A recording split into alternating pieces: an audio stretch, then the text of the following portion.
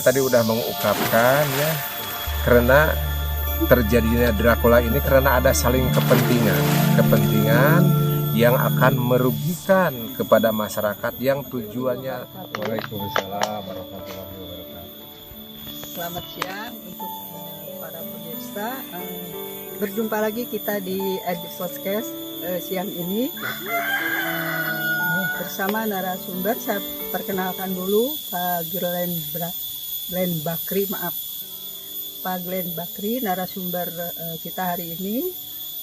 Kita akan membahas, sebetulnya meneruskan yang podcast pertama ya Pak Glenn, tentang sebutan yang diberikan oleh Pak Glenn terhadap para koruptor, yaitu Dracula APBD katanya. Mungkin itu terucap karena demikian sudah demikian mengkhawatirkannya praktek korupsi di negara kita, terutama di daerah-daerah di mana tidak ada perwakilan KPK ya Pak Glenn di daerah itu gitu. Jadi mungkin para koruptor lebih leluasa gitu. Sementara pengawasan juga lemah dari kalangan NGO ataupun legislatif yang lebih dominan peran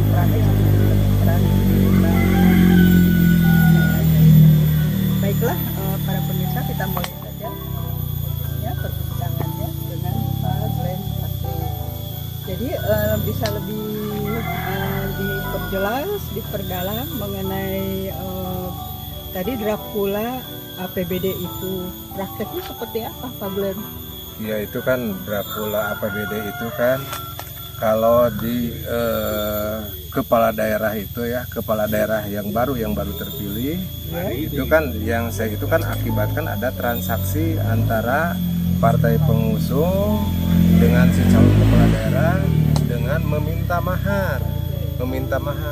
Nah, sementara dia kan itu mahar itu kan dari mana? Itu dia berarti kan pinjam kiri kanan. Nah, prakteknya begitu jadi bupati. Nah, dia berjalan turun, dia menjadi bupati, wali kota, dia menekan ke bawah, ke sekda ke bawah. Nah, caranya bagaimana? Misalkan untuk dia mengembalikan uang itu salah satunya. Kemudian dalam praktek yang lainnya mungkin begini, ini mah asumsi saya misalkan dugaan saya ada ya di salah satu daerah tapi di negara orang gitu ya, begini ya. Pingin jadi sekda itu seperti di kita open bidding dilakukan gitu ya. Nah, rating point nilai ada gitu, tapi nilai tidak menentukan. Yang menentukan itu uang yang pakai keresek gitu, pakai keresek hitam gitu.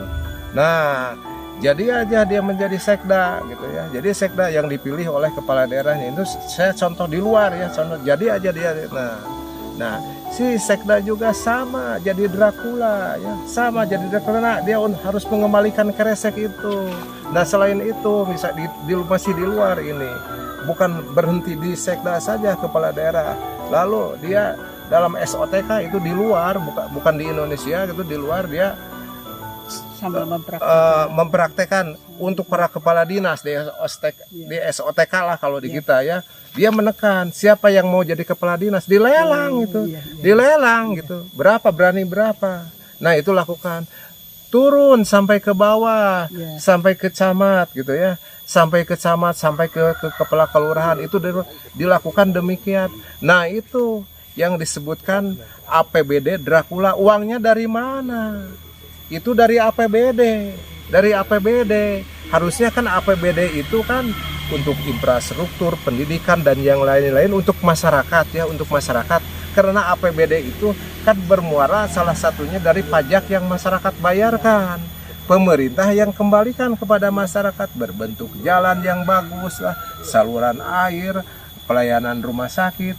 Nah, ini kan anggaran-anggaran yang demikian karena sebelumnya kepala daerah ada penekanan demikian ya, hampir ya 50%-nya habis itu sama Dracula, itu salah satunya ya. Nah, tadi Ibu menyinggung KPK karena KPK ada di pusat. Sebenarnya KPK bisa dilakukan sampai di tingkat kabupaten kota. Contoh begini, KPU dibentuk, lalu ada pengawasnya Bawaslu. Dulu Bawaslu di daerah hanya sifatnya ad hoc ya. Sekarang udah permanen ya. Bawaslu di tingkat provinsi, di tingkat kabupaten kota sekarang udah permanen, perlu 5 tahun sekarang. Kalau dulu kan tidak, tingkat kabupaten kota namanya Panwaslu, itu sifatnya ad hoc. Begitu ada penyelenggaraan sama, tapi bisa dilakukan. Kenapa KPK tidak? Dan Bawaslu juga kan untuk masalah melakukan penindakan seperti pelanggaran kan itu, ngambil contoh di Bawaslu saya, ada yang namanya Gakumdu, Gabungan Hukum Terpadu untuk membereskan sengketa. Nah, harusnya ada halnya di KPK juga dilakukan di daerah gitu, di daerah.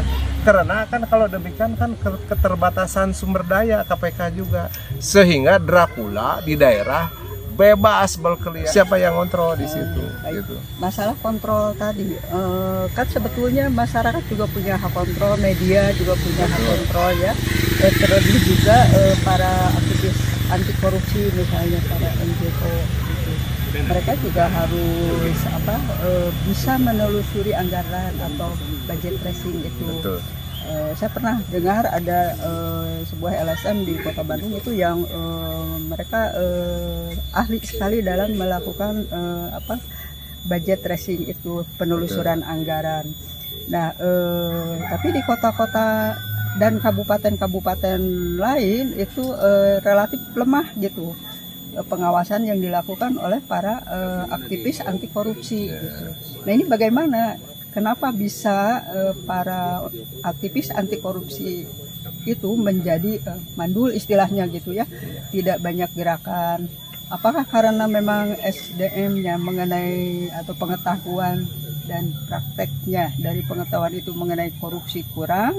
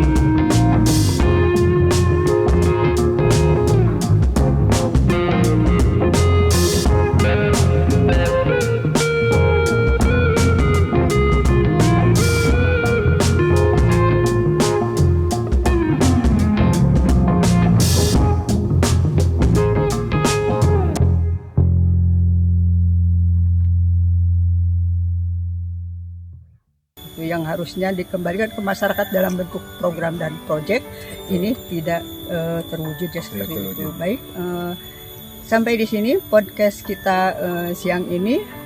Mohon maaf kalau ada istilah-istilah yang kurang berkenan. Itu ya saking sudah demikian kesalnya dengan praktek-praktek korupsi, jadi mohon dipahami ya, dan masyarakat juga sebetulnya lebih kesal lagi gitu dengan praktek-praktek korupsi.